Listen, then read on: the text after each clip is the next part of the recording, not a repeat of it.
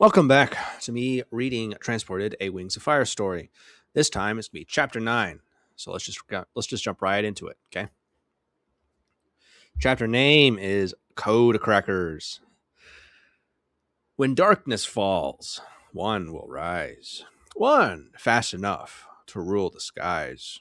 A golden glow shines through the lines to a certain dragon trapped inside. Under the surface of yellow and white lies a lock of rain and night. For wonder he must find its key to allow himself to be set free. Daniel and the rest of the Jade Winglet were attempting to decipher the prophecy in the short half an hour they had. However, due to Daniel's well put together speech, they managed to convince Clay to let the rest of the Winglet stay in the sleeping cave for his lesson, while Daniel himself went as a representative and kept it a secret. In return, they would be doing extra homework on the subject immediately after class, to which Clay reluctantly agreed, but said it would be the only time. Initially, the rest of the group had a full hour to think things through, but after fighting over keeping secrets, they had lost a half hour of time. 30 minutes ago. "You heard a prophecy?" Winter yelled at Daniel. "Well, not exactly."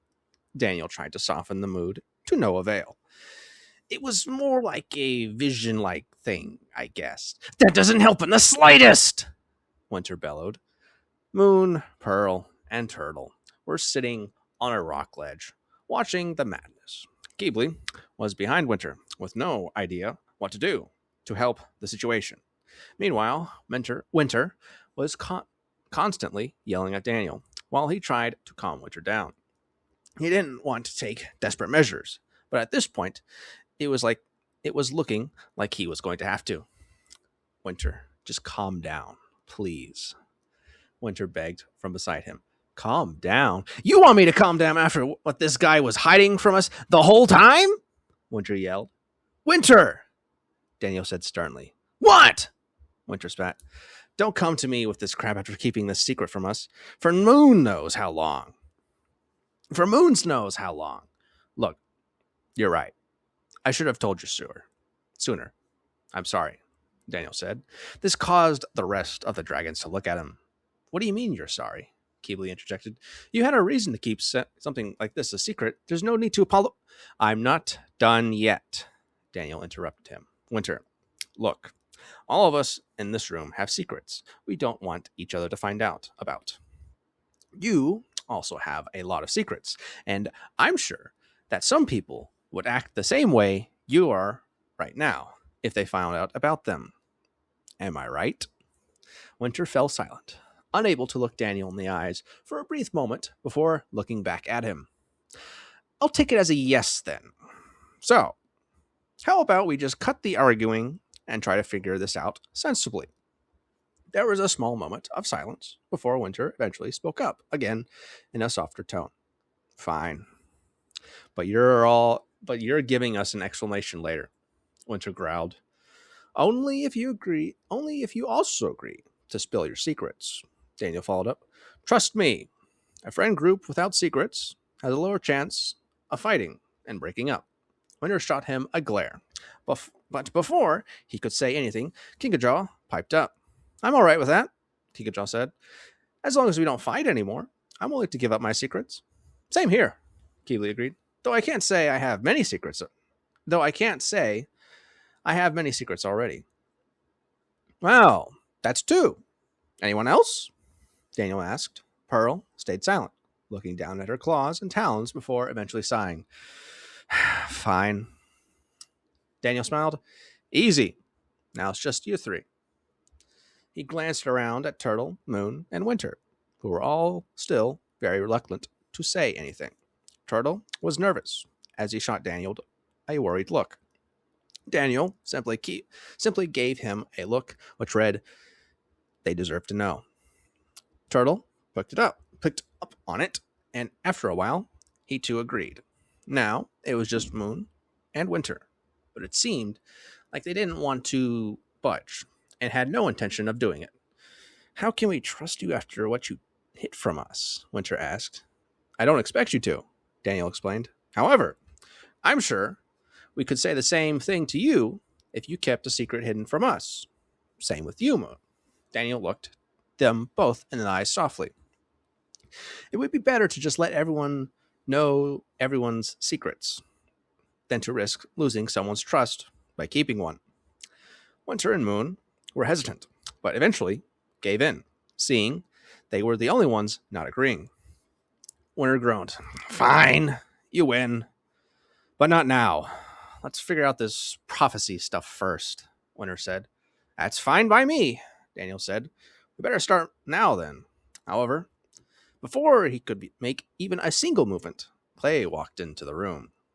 When he saw the group still in the sleeping cave, he raised a brow. What are you guys doing here? Oh, what are you guys doing? You're supposed to be in my class right now. Everyone looked at him nervously, when suddenly Daniel spoke up. Let me handle this, Daniel said as he walked out with Clay. A few minutes later, they came back with an agreement.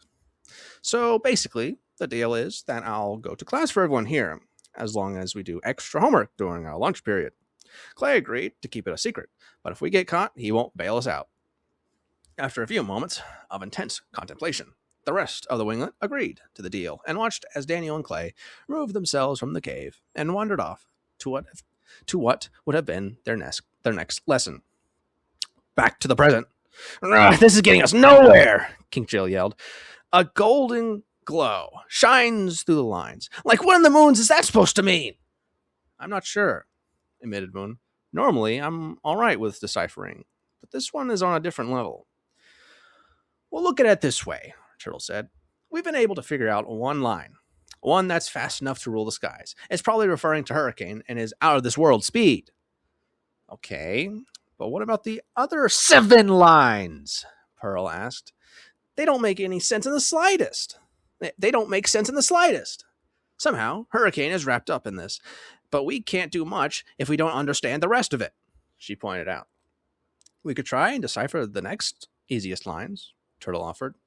Wonder he must find a key to allow himself to be set free. So, assuming it's about Hurricane, he appears to be trapped in some sort of way and needs a key to leave. Thanks, Mr. Obvious. It's literally what it says in the prophecy. You just rephrased it, Winter replied sarcastically as he brought a talon to his face. Maybe we're looking at it wrong, Keebley offered. If it's about Hurricane, then maybe we should look at it from his perspective. Moon shot him a odd glance. How so? Well, to start with, he already knew a lot about everyone before we met him. As we saw with Webbs today, Winter interjected. Keebley snapped his claws. Exactly. It's as if he knew us all beforehand, Kingjaw pointed out, which sent a chill down her spine. Remember what he said in class? Turtle spoke up. Nobody in years saw or even knew where the Dragoness of Destiny were kept in hiding. Yet, he states facts you would only know from being there with them. But what if they were just lies? Pearl asked, though she was quickly answered. We know they're true. We know they were true because of Webb's expression afterwards, Keebley explained. So, if he wasn't there physically, then he was there in another manner. That makes no sense, though. How would he be there? Pearl asked, as she raised a brow.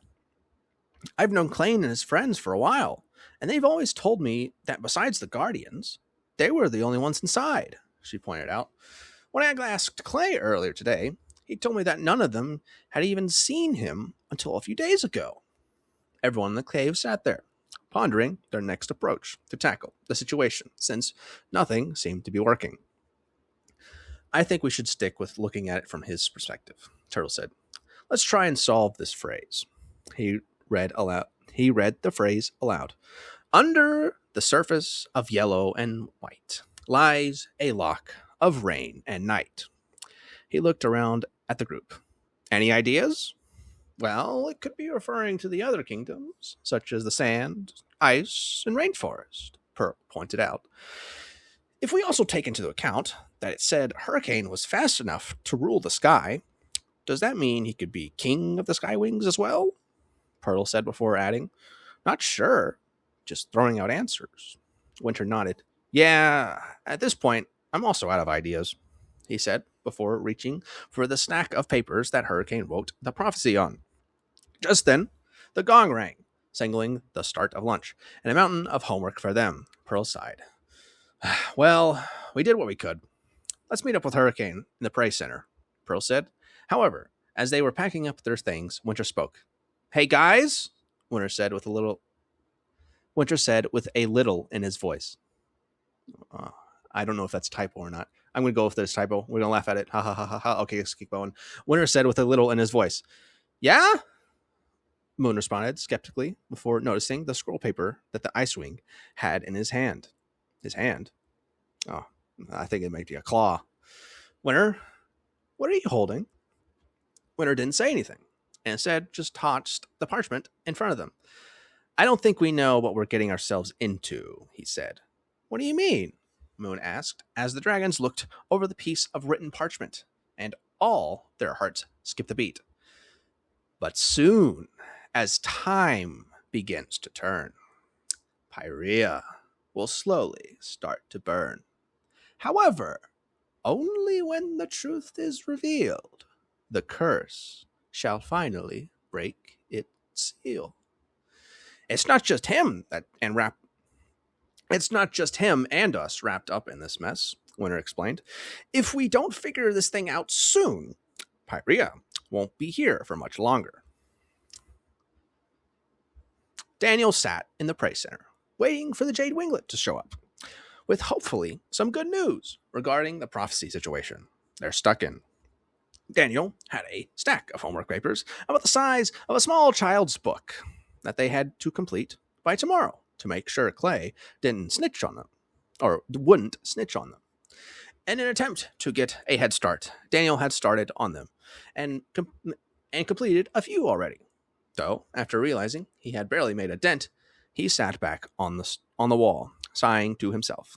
Oh man, this is going to take a lot longer than I expected, Daniel thought, taking a glance at the remaining papers. There were supposed to be other dragons inside, currently eating, but due to the new changes, it was just him in a large empty area. Although it wasn't exactly empty, as the many chickens were still running about the place and making such a large ruckus, it confused Daniel on how the other classes didn't hear all the clucking. Yet, it was still quite lonely, though, to say the least. Soon, multiple claw steps could be heard down the hallway as Keebly and Winter walked into the Prey Center before swiftly hunting themselves some lunch and sitting down at Daniel's table. Where's the rest of the group? Daniel asked wonderingly as the two boys sat down in front of him. Somehow they weren't hungry, so they decided to stay back for lunch and work on the prophecy a bit longer, Keebly explained. Daniel nodded. All right then. Have you made any progress? He asked, and the both dragons made a face before looking from each other to Daniel.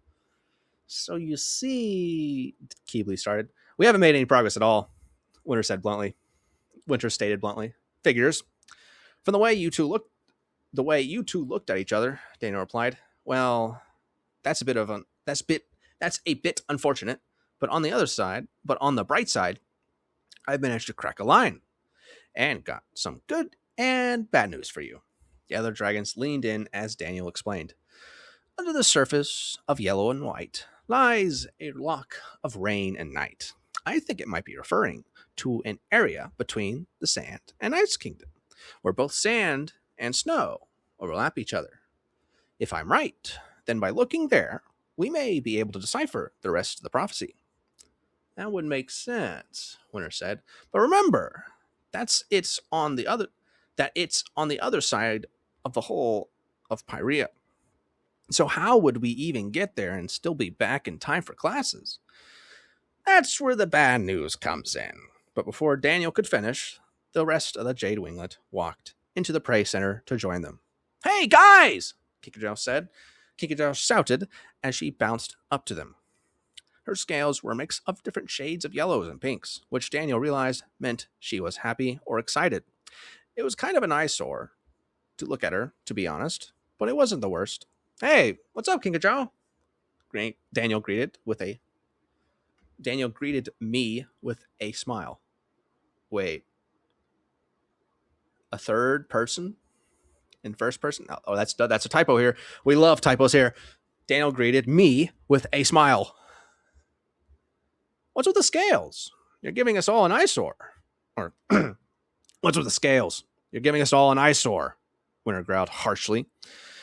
Quickly, Kikajal's scales changed to a mix of mainly orange with a few soft blues.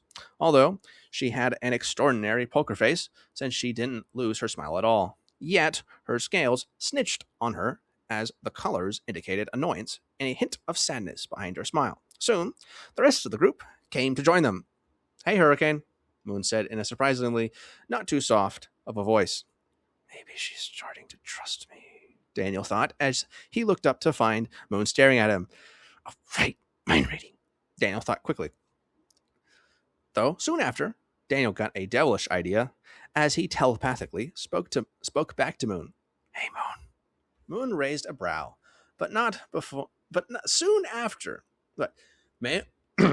Moon raised a brow, but soon her face flustered as Daniel imagined a spicy scene of Moon kissing one of the other Jade Winglet members. Don't stay around for too long. Don't stay around my mind for too long, or else you might regret it. He laughed. Moon hid her embarrassed blush before nodding. Got it, she said as she sat down next to him. Daniel shot Moon a smile, realizing that he'd potentially discovered a new tactic to block out mind readers without the use of Skyfire.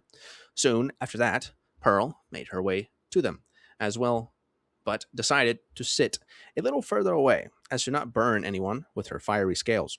She was STIL. Oh, another typo. We love typos here. Which she was still close enough to properly converse with them, though. So, as Winter told me earlier, you guys haven't made much progress. But it's fine, as I believe I've cracked one of the lines, Daniel stated. Wait, really? Turtle asked, surprised. Mm-hmm, Daniel confirmed. Under the surface of yellow and white lies a lock of rain and night. I'm thinking that it's referring to the sand and ice kingdoms, and has to be buried somewhere within them. But remember, it said yellow and white, not yellow or white. So it can't be right, Pearl piped in. That is true, Daniel stated, unless you head to the border between them. There is where it's cold enough for it to snow, but it's still part of the desert, so sand is present, Daniel explained as he marked the area on Baron's map. Whoa, Turtle said. Where'd you get the map? Or where'd you get that map? Oh, this? Daniel said, waving it around a bit. It was a gift from a friend. Well, your friend was real talented then. It's the most detailed map I've ever seen, Turtle said as he scanned the map in front of him. Yeah, I know. He trusted it to me to keep safe. So, that's what I'm doing. That's what I'm going to do, Daniel said as he grabbed the map and put it into the small pouch bag that Clay gave him earlier. Clay said that every student should have one for personal belongings and scrolls that they needed to bring to classes. So, you're saying this lock we're looking for is somewhere along the massive border of the ice and sand kingdoms. And we don't know where, Moon said, bringing everyone back to the subject. Yes, Daniel said, but you got to admit it's better than not knowing at all. True, Keebley agreed. But even if we think we're right, we don't know for sure. And what worries me is that based on the prophecy, Pyrea is going to burn if we don't do something soon. Well, then it's decided then, Turtle spoke. Everyone turned to hear what he meant. If the whole of Pyrea is at stake, then we need to leave. Now! We can't afford to waste time. Agreed, Keeley nodded. But what do we do about that? He said as he pointed to the stack of homework papers. Well, we can't break our promise to Clay. Considering he broke the school rules for us, Pearl said, the least we can do is complete the homework for him. Winter and Kikajo groaned loudly in response. Do we have to? Kikajo said, because personally, I think it would be fine if we left it to go save the world. Pearl shot her a murderous glare. I mean, of course, we should do the homework, Kikajo said, as she grabbed a piece of paper and started to fill it out. Daniel sighed. Daniel sighed. Well, I guess there's no point arguing, Daniel said, grabbing a piece of paper himself. But as soon as we're done here, we are out that door, heading to the border. Right! The rest of the dragons nodded simultaneously before they each started to fill out the homework as they prepared for their journey to save the world. And that is the end of the chapter, except for, as usual, the author and their infinite wisdom has a little note at the very bottom. Hello, wonderful people. I hope this chapter added a bit of spice and plot to the story. Like I said before, this is 2 smaller chapters put together to make one larger one. Thanks, author. Feel free to comment so that way you can tell me what I can work on, what I could work on. But apart from that, I'll try to get another chapter out soon. And until then, stay safe, and I'll catch you later. So, Daniel has gotten his Giga Chat of a team, and they're going to go all the way to the border to find whatever this prophecy is foretelling them to find.